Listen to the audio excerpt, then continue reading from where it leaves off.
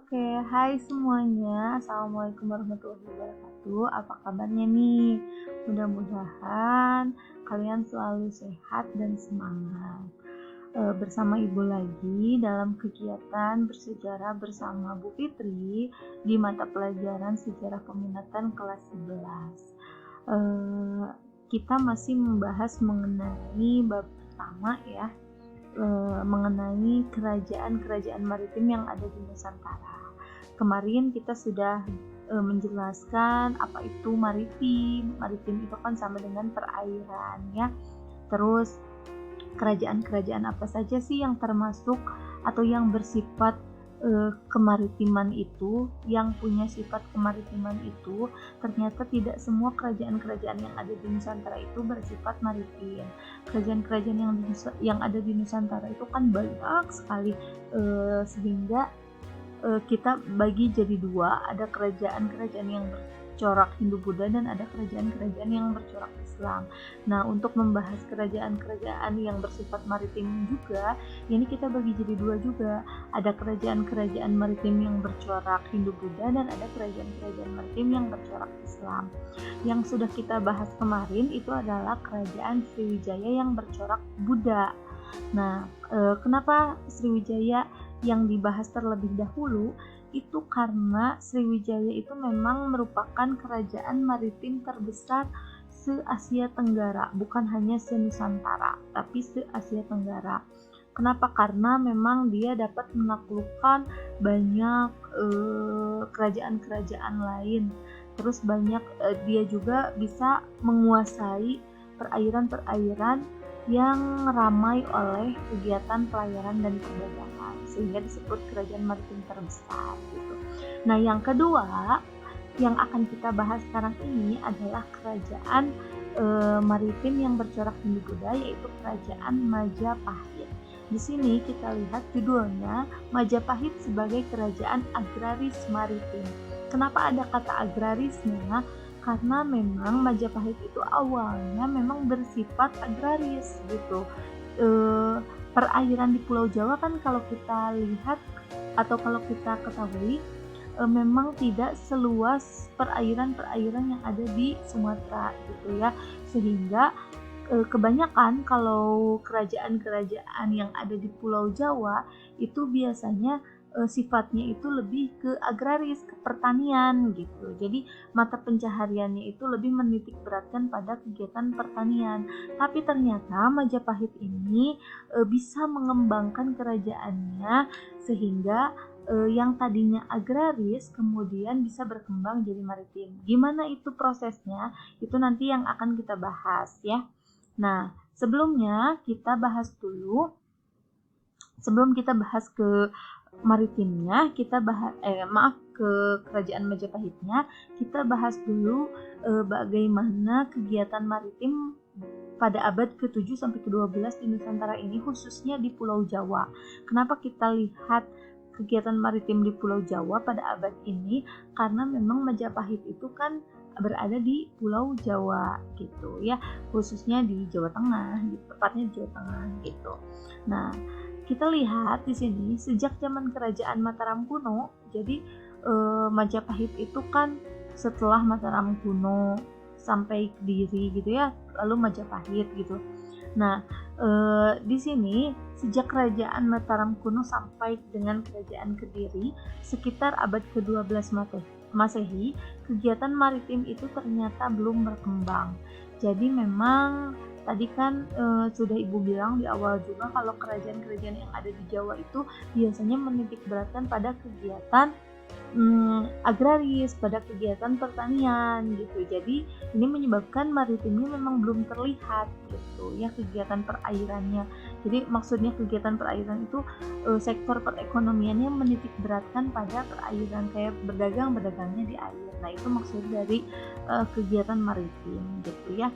Nah, kenapa belum berkembang? Nah, hal ini nampak dari berbagai karya sastra yang umumnya masih berkisah tentang daratan, istana, bukan dataran, ini daratan, istana, hutan, dan gunung gitu. Jadi memang karya-karya sastra yang diciptakan oleh para penyair yang ada di Pulau Jawa itu tidak banyak menggambarkan tentang kehidupan perairan, tetapi yang banyak digambarkan adalah kegiatan di gunung, di hutan, di istana, dan di daratan gitu. Jadi kita para peneliti menyimpulkan kalau di Jawa itu dulu kegiatan maritimnya memang tidak terlihat, belum berkembang gitu ya. Nah, hampir tidak ada karya sastra yang mengisahkan pelayaran di laut atau tentang kemampuan navigasi laut orang Jawa kuno. Jadi memang hampir nggak ada gitu penyair-penyair yang menceritakan tentang kegiatan perairan atau kegiatan kemaritiman orang Jawa kuno gitu ya. Nah, tetapi di sini hanya ada satu kitab Jawa Tengah yang menuturkan perjalanan di laut, yaitu kitab Nawaruci, yang merupakan karya fiksi tentang perjalanan Bima untuk mencari air amerta. Nah, di sini pun udah mas sedikit gitu ya yang menceritakan tentang kehidupan perairannya, dan yang diceritakan itu hanya pencarian Bima dalam mencari air amerta, air suci gitu ya. Jadi memang tidak ada yang menceritakan tentang perdagangan yang ada di laut gitu, terus kegiatan pelayaran yang besar gitu ya. Nah, terus karena hanya merupakan karya fiksi, maka tidak bisa menjadi rujukan dalam kajian maritim pada masa Jawa kuno.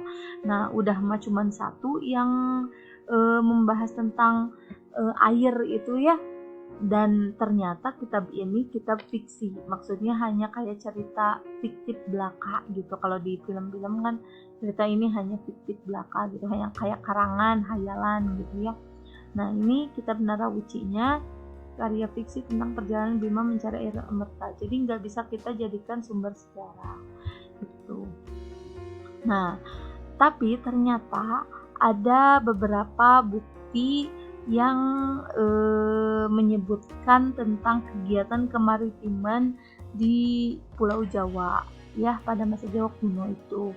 Nah, yang pertama itu dituliskan dalam Prasasti Gondosuli tahun 847 Masehi. Nah, prasasti ini merupakan prasasti pertama dari Kerajaan Mataram kuno yang menuliskan tentang adanya kegiatan pelayaran ya pada tahun 769 Saka atau 847 Masehi. Nah, katanya dalam prasasti ini disebutkan ada pejabat yang disebut Dang Pahuang atau Dampoawang, artinya nahkoda kapal besar atau saudagar kaya. Jadi ada seseorang pejabat yang merupakan kapten kapal atau saudagar kaya yang memang dia memiliki kegiatan kemaritiman gitu. Prasasti ini mencatat nama saudagar kaya yang berasal dari daerah Melayu atau Sumatera yang bermukim di pedalaman Jawa Tengah. Jadi kan memang kalau Sumatera malah tidak diragukan lagi gitu, apalagi kerajaan-kerajaan yang ada di Sumatera itu memang kegiatan kemaritimannya, kegiatan perairannya memang menonjol gitu, karena wilayahnya juga mendukung gitu ya. Nah, ini juga si saudagar kaya atau nahkoda kapal yang disebut Dang Pahuang ini memang orang Melayu, artinya orang Sumatera, tapi dia menetap di Jawa Tengah gitu. Nah, ini prasasti Gondosuli fisiknya gitu ya. Terus bukti yang kedua itu ditulis dalam prasasti Tejomerto sekitar 700 Masehi. Nah, ini berbahasa Melayu kuno dan menunjukkan meningkatnya hubungan antara Jawa dan Sumatera. Mungkin karena kalau berhubungan sama yang prasasti tadi, karena memang ada saudagar kaya asal Sumatera yang menetap di Jawa Tengah, itu yang menyebabkan hubungan antara Jawa dan Sumatera semakin erat gitu. Nah, ini kan bisa jadi mendukung gitu ya, ketika kita memang sudah berhubungan sama kerajaan yang maritim gitu ya, ketika kerajaan yang ada di Jawa kuno ini berhubungan dengan kerajaan maritim yang ada di Sumatera, kan itu tidak heran kalau misalnya saling mempengaruhi satu sama lain. Jadi udah kehidupan maritim di Sumatera itu ternyata berkembang pesat sehingga ditularkan lah ya, dicoba ditularkan kepada rakyat Jawa untuk mengikuti jejaknya, untuk mengembangkan kemaritiman. Nah, itulah yang nanti yang menyebabkan Jawa bisa mengikuti jejak kerajaan-kerajaan yang ada di Sumatera untuk apa ya? Untuk hidup dalam perairan atau apa ya? Untuk berada dalam kegiatan kemaritiman. Gitu. Hubungan semacam ini tentu terjadi melalui jalur laut. Jadi ya kalau ada hubungan antara pemerintahan yang ada di Pulau Jawa dengan Sumatera kan pasti ada ini ya pertemuan-pertemuan gitu. Nah ini biasanya kan kalau zaman dulu kan nggak ada jalur darat, adanya jalur laut gitu. Ya. Lalu ada prasasti Sojomerto ya di Desa Sojomerto, Kecamatan Reban, Kabupaten Batang, Jawa Tengah. Nah, di sini dituliskan bahwa hubungan antara Jawa dan Sumatera itu sangat erat dan kemudian makin kesini makin meningkat hubungan. Nah, lalu kegiatan perairan Jawa orang-orang Jawa kuno juga digambarkan dalam relief Candi Borobudur ya. Kalau kalian kan pasti pernah ya, hampir semua pasti pernah ke Candi Borobudur karena biasanya kalau sekolah-sekolah Subang itu kalau mengadakan studi tour kebanyakan ke Yogyakarta gitu. Jadi Candi Borobudur itu tidak akan terlewatkan gitu. Nah, ternyata relief Candi Borobudur itu ada yang menggambarkan atau melukiskan sebuah perahu layar yang terbuat dari kayu yang dilengkapi dengan cadik atau sayap pada kanan kiri perahu. Jadi makanya disebut perahu bercadik nih di sini. Nah itu karena memang ada cadiknya gitu ya. Nah perahu bercadik ini ternyata muncul ketika dinasti Sailendra sedang berkuasa di Yogyakarta, bukan di Yogyakarta, maksudnya di Kerajaan Mataram ya di Jawa Tengah. Nah, pada sekitar abad ke-8 sampai abad ke-10. Nah, ternyata dinasti Sailendra ini menggunakan teknologi perahu bercadik untuk mengarungi samudra. Nah, dalam perkembangannya perahu bercadik ini dilupakan dengan munculnya kapal-kapal jung besar dengan 3 atau 4 layar gitu.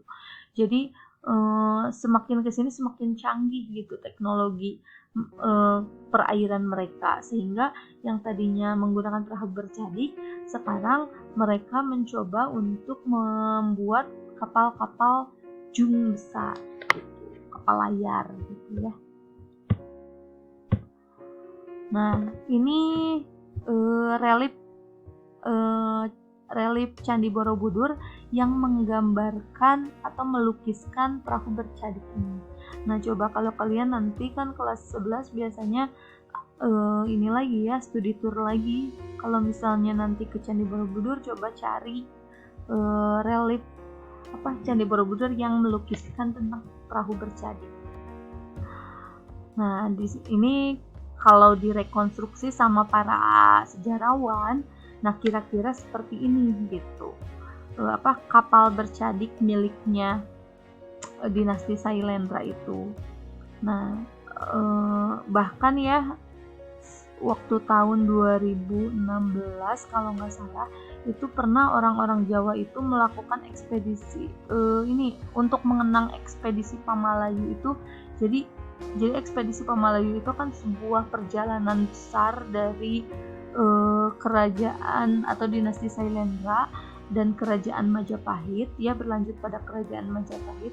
Jadi itu yang membuktikan kalau kerajaan Majapahit itu pernah berada dalam sifat kemaritiman yang sangat besar gitu. Nah, selain itu ada prasasti kubu-kubu yang menggambarkan kehidupan perairan dari orang-orang Jawa kuno gitu ya. Nah, ini menyebutkan kata hawan. Hawan itu artinya perahu gitu ya. Nah, ternyata jadi pelayaran di laut lepas pada kerajaan Mataram kuno memang sudah dikenal dengan adanya kata hawan ini atau perahu ini. Namun ternyata perhatian terhadap pengembangan perahu-perahu besar belum dilakukan. ditemukan. Oke, kita lanjutkan. Ini ada gambar dari bentuk prasasti kubu-kubu yang ditemukan sekitar 905 Masehi. Maksudnya tahun 905 Masehi di Dinoyo, Malang, di mana inti dari isi prasasti ini menceritakan tentang transportasi laut, di mana ada kata hawan di dalamnya yang dapat diartikan sebagai perahu, sehingga para sejarawan merekonstruksinya bahwa prasasti ini menceritakan tentang kehidupan perairan di Pulau Jawa. Lalu kemudian yang kita bahas adalah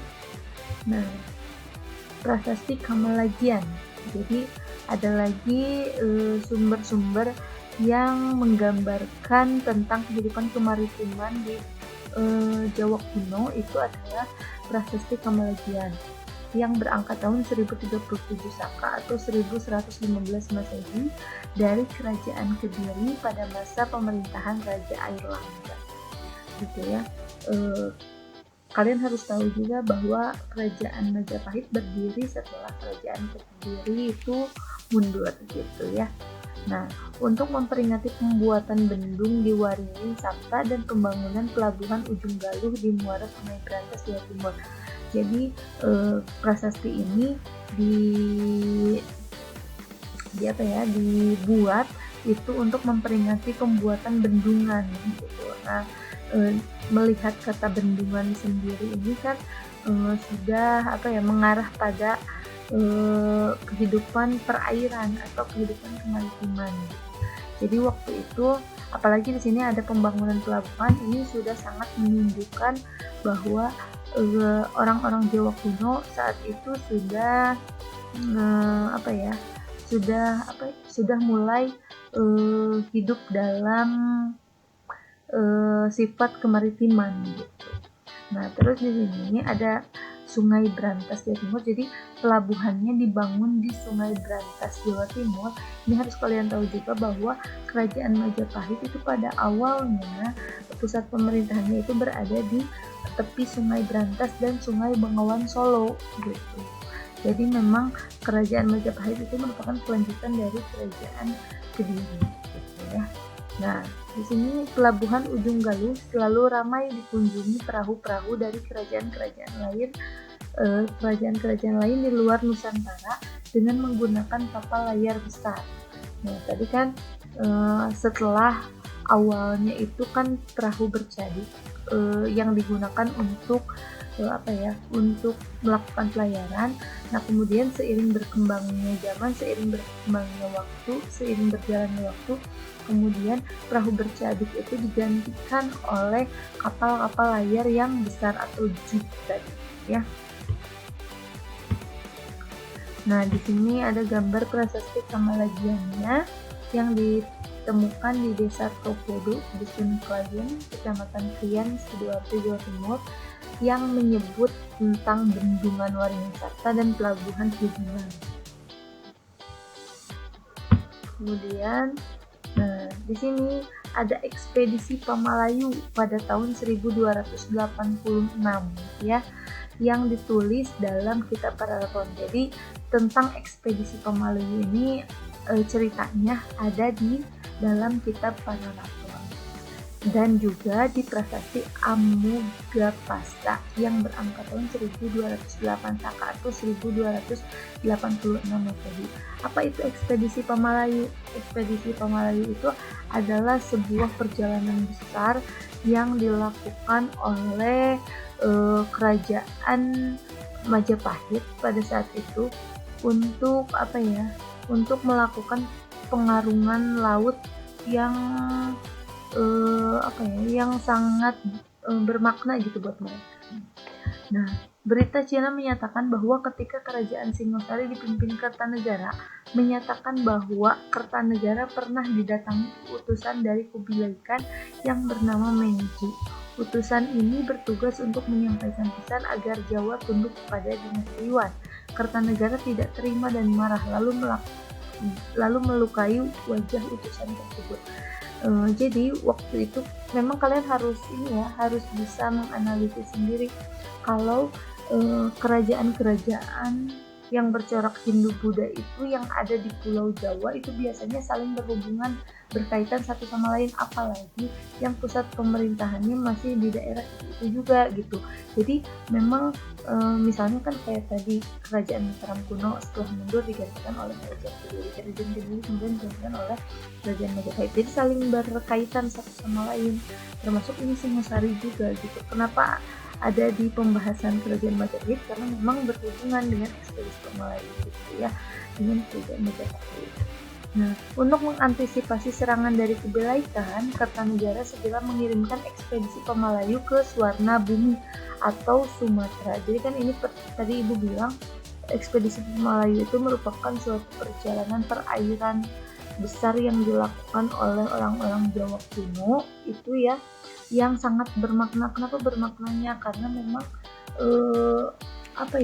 pengarungan laut yang cukup jauh dengan menggunakan kapal yang besar juga gitu ya, dengan tujuan agar ekspedisi ini bisa menghasilkan sesuatu yang berguna bagi keberadaan kerajaan Singosari gitu. Ekspedisi ini bertujuan agar dapat membendung serangan Kebelaikan ke arah Selat Malaka dan Kepulauan Asia Tenggara. Menurut para raton, ekspedisi ini berhasil dengan baik sehingga Raja Melayu yang bernama Tribhuwana Raja Mauliwarmadewa mendapatkan hadiah arca Amugapasa oleh Kartanegara. Nah, jadi makanya bermakna itu karena ekspedisi ini memang berhasil dengan baik gitu ya. Nah, ini gambar dari Kertanegara, Kebelaikan, dan Meiji. Nah, ini prasasti Amugapasa yang menceritakan tentang ekspedisi Pemalayu.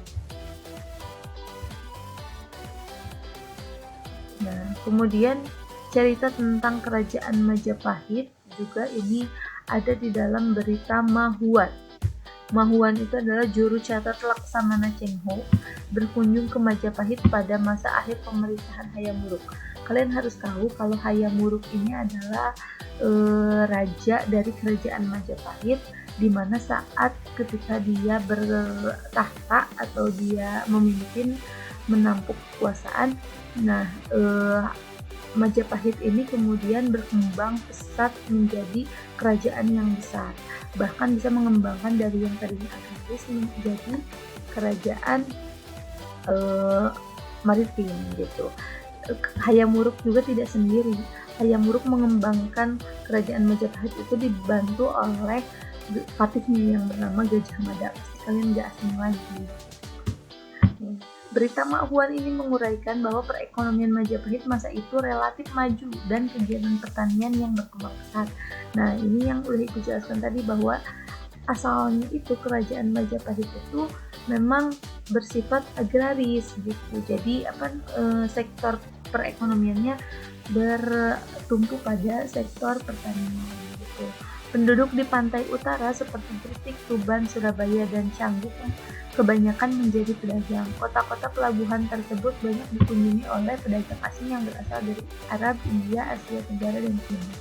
Mahuan memberitakan bahwa di kota-kota pelabuhan tersebut banyak orang Cina dan Arab menetap. Jadi gimana sih prosesnya kok bisa dari kerajaan agraris kemudian berkembang jadi kerajaan maritim? Yaitu karena memang kehebatan dari raja kerajaan Majapahit sendiri yang pada saat itu dipimpin oleh Hayam Wuruk yang bisa memanfaatkan keberadaan Sungai Brantas dan Sungai Bengawan Solo yang menjadi pusat pemerintahannya dengan cara Sungai Brantas dan Sungai Bengawan Solo itu dijadikan pelabuhan-pelabuhan utama untuk kegiatan perdagangan agar para pedagang asing itu kemudian datang gitu ya. Di pelabuhan yang ada di Sungai Brantas dan Sungai Bengawan Solo juga dibangun waduk-waduk, kanal-kanal untuk membendung agar tidak terjadi banjir gitu. Para pedagang pribumi umumnya sangat kaya. Mereka membeli batu-batu perhiasan, barang pecah belah dari porselen Cina dan dengan gambar-gambar bunga berwarna hijau, minyak wangi, dan kain sutra serta kain katun. Mereka membayar dengan uang tembaga Majapahit dan uang tembaga Cina. Jadi sudah mengenal mata uang ya kerajaan Majapahit itu. Nah, ini berita Makbuan ya, bukunya gitu ya, catatannya. Nah, kerajaan Majapahit juga dikenal sebagai Mitreka Satata. Apa itu Mitreka Satata? Kerajaan yang kerajaan yang banyak melakukan hubungan persahabatan dengan kerajaan-kerajaan lain. Nah, mitreka itu kan kalau dari katanya kita sering dengar mitra ya. Nah, Mitreka Satata gitu ya. Majapahit menjalin hubungan persahabatan yang sederajat dengan negara-negara tetangga yang disebut dengan Mitreka Satata. Hal ini juga bertujuan untuk membangun kekuatan untuk membendung pengaruh kekaisaran Cina di wilayah Nusantara. Nah, dalam negara Kertagama, jadi cerita tentang kerajaan Majapahit ini banyak diceritakan di dalam kitab Negara Kertagama yang ditulis oleh Empu Prapanca.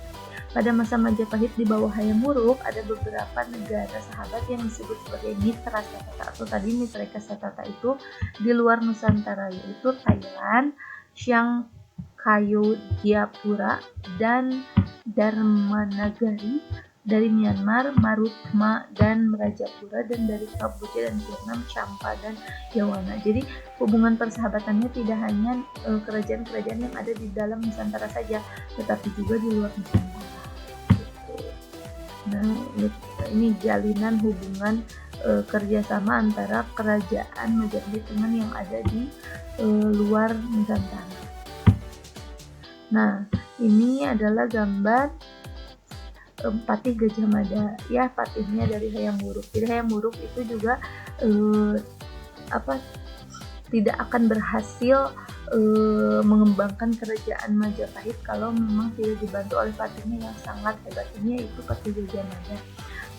Kalau kalian mendengar kata Gajah Mada pasti kalian langsung identik sama Sumpah Palapa gitu. Ini karena sumpahnya dari Patih Gajah Mada yang ingin mempersatukan seluruh wilayah Nusantara menjadi kekuasaan Majapahit gitu. Nah, ini juga kerajaan Majapahit juga ceritanya dituliskan juga di dalam kitab Pararaton, atau diceritakan juga di dalam kitab Pararaton yang menyebut 10 wilayah Nusantara yang mengakui kejayaan Majapahit. Itu diantaranya ada Seran, Tanjung Pura, Haru, Pahang, Jompo, Sunda, Bali, Palembang, dan Tuban. Ini peta wilayah kerajaan Majapahit hampir semuanya dikuasai ya. Ibu kotanya yang merah di sini. Kemudian tanah inti Majapahit warna kuning tua, warna kuning negara bawahan itu. Jadi hampir seluruh wilayah Nusantara pernah dikuasai atau ditaklukkan oleh kerajaan Majapahit. Nah, ini perahu Majapahit miniaturnya, perahu bercadik cadik kan, tapi kemudian berubah jadi perahu layar. Ini cadiknya, kanan dan kiri ada cadiknya.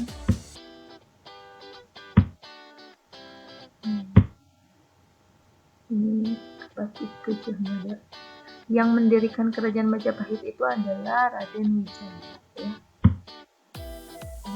Oke, sekian dari penjelasan dari Ibu. Mohon maaf banyak kesalahan. Mudah-mudahan kalian mengerti dan mudah-mudahan penjelasannya bermanfaat. Terima kasih. Assalamualaikum warahmatullahi wabarakatuh. Oke, kita lanjutkan. Ini ada gambar dari bentuk prasasti kubu-kubu yang ditemukan sekitar 905 Masehi.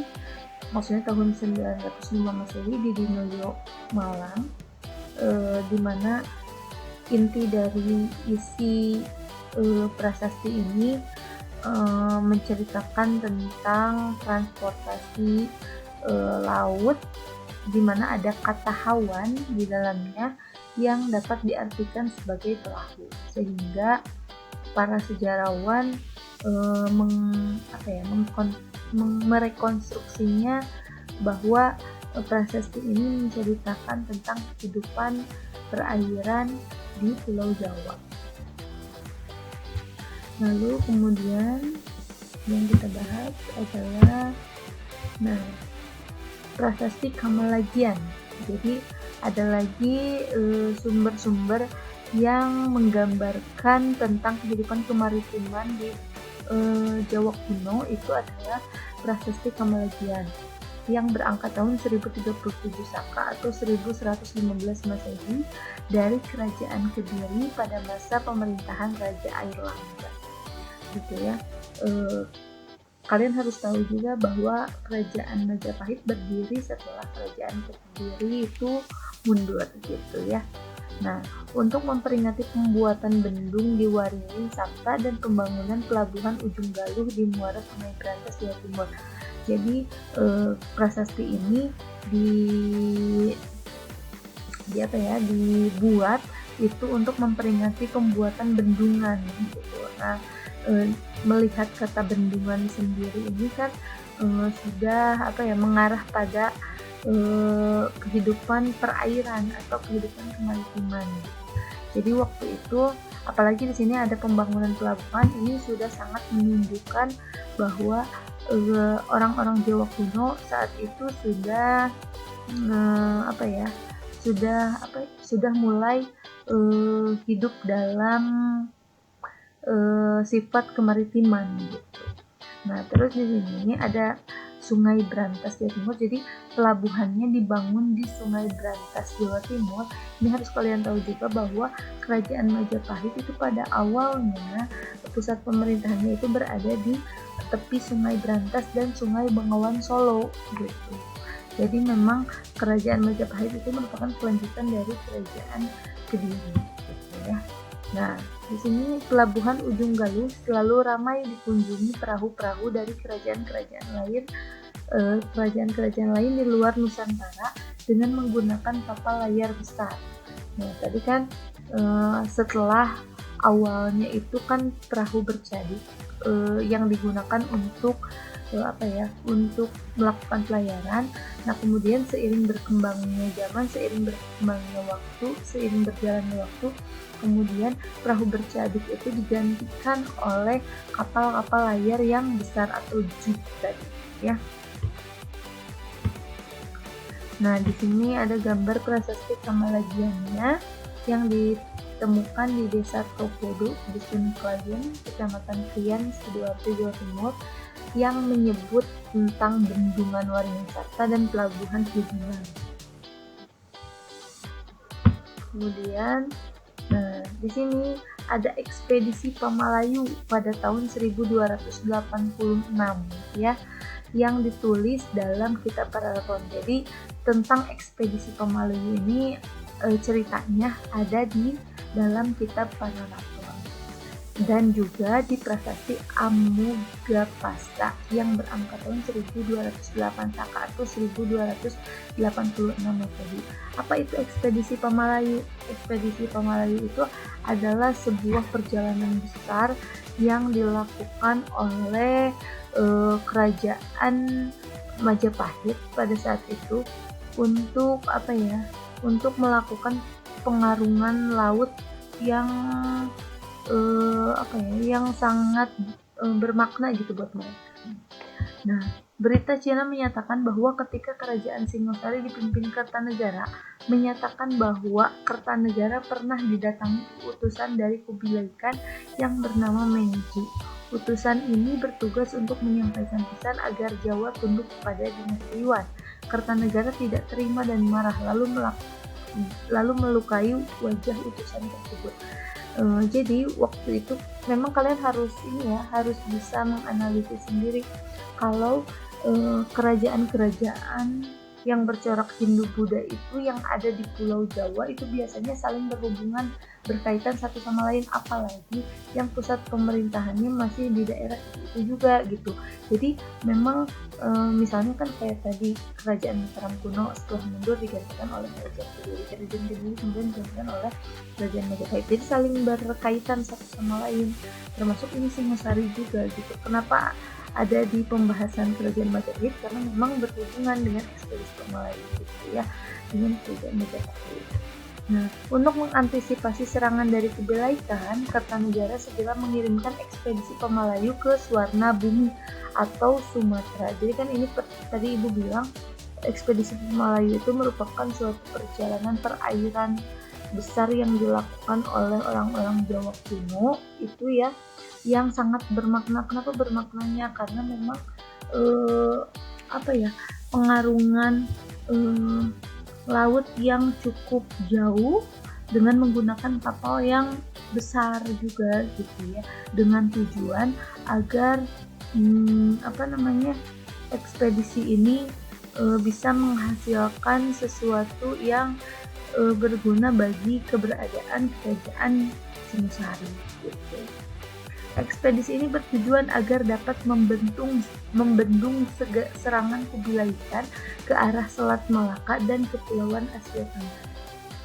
Menurut para raton, ekspedisi ini berhasil dengan baik sehingga Raja Melayu yang bernama Tribhuwana Raja Mauliwarmadewa mendapatkan hadiah arca Amugapasa oleh Kartanegara. Nah, jadi makanya bermakna itu karena ekspedisi ini memang berhasil dengan baik gitu ya.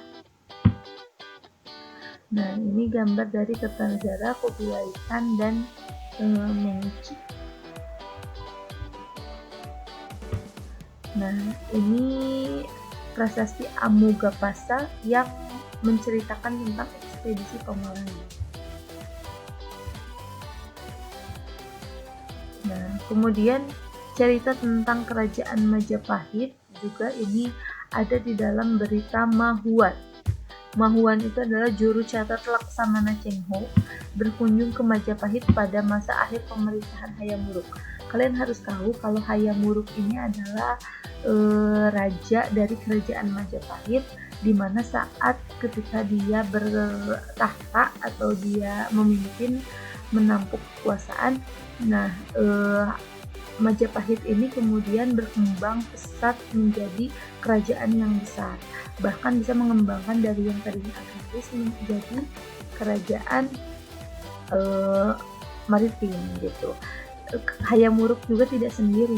Hayam Wuruk mengembangkan kerajaan Majapahit itu dibantu oleh patihnya yang bernama Gajah Mada. Pasti kalian gak asing lagi. Berita Mahuan ini menguraikan bahwa perekonomian Majapahit masa itu relatif maju dan kegiatan pertanian yang berkembang pesat. Nah, ini yang udah Ibu jelaskan tadi bahwa asalnya itu kerajaan Majapahit itu memang bersifat agraris gitu. Jadi sektor perekonomiannya bertumpu pada sektor pertanian gitu. Penduduk di pantai utara seperti Gresik, Tuban, Surabaya, dan Canggu kebanyakan menjadi pedagang. Kota-kota pelabuhan tersebut banyak dikunjungi oleh pedagang asing yang berasal dari Arab, India, Asia Tenggara, dan Cina. Mahuan memberitakan bahwa di kota-kota pelabuhan tersebut banyak orang Cina dan Arab menetap. Jadi gimana sih prosesnya kok bisa dari kerajaan agraris kemudian berkembang dari kerajaan maritim? Yaitu karena memang kehebatan dari raja kerajaan Majapahit sendiri yang pada saat itu dipimpin oleh Hayam Wuruk yang bisa memanfaatkan keberadaan Sungai Brantas dan Sungai Bengawan Solo yang menjadi pusat pemerintahannya dengan cara Sungai Brantas dan Sungai Bengawan Solo itu dijadikan pelabuhan-pelabuhan utama untuk kegiatan perdagangan agar para pedagang asing itu kemudian datang gitu, ya.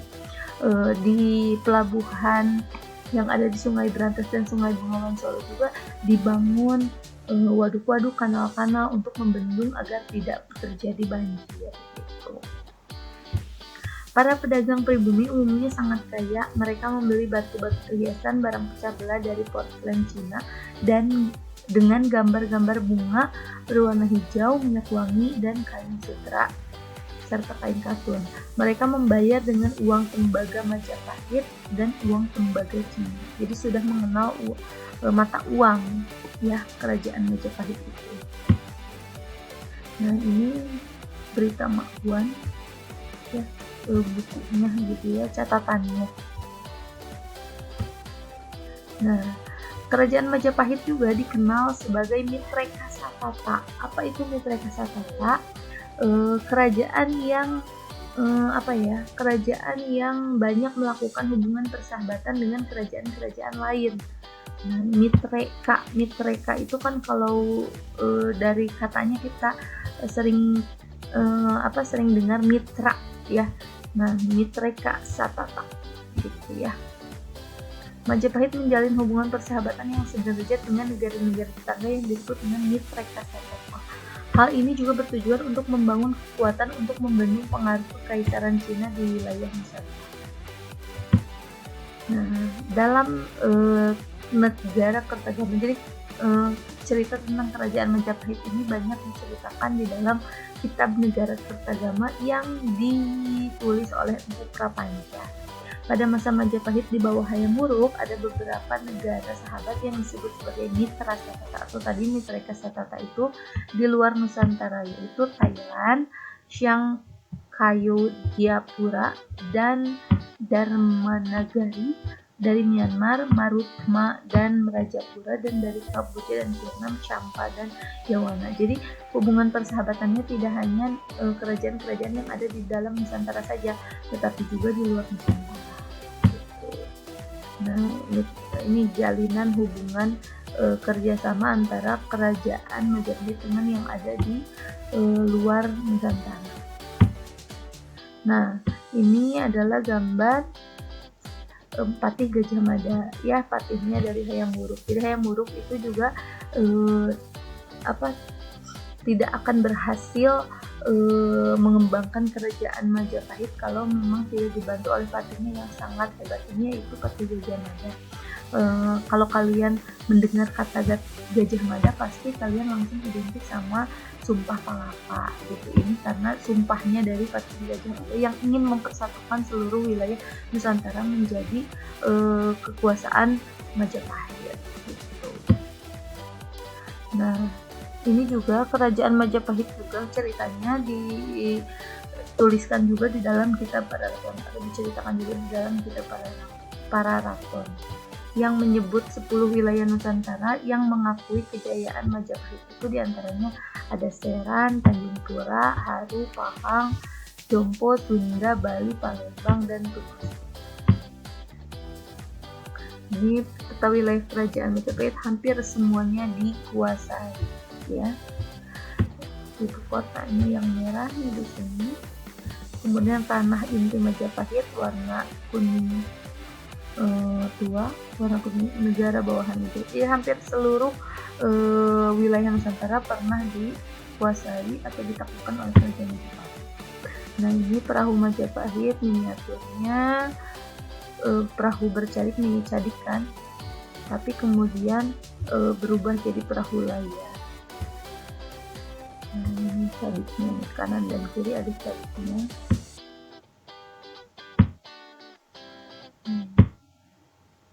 Ini Patih Gajah Mada. Yang mendirikan kerajaan Majapahit itu adalah Raden Wijaya ya. Oke, sekian dari penjelasan dari Ibu. Mohon maaf banyak kesalahan. Mudah-mudahan kalian mengerti dan mudah-mudahan penjelasannya bermanfaat. Terima kasih. Assalamualaikum warahmatullahi wabarakatuh.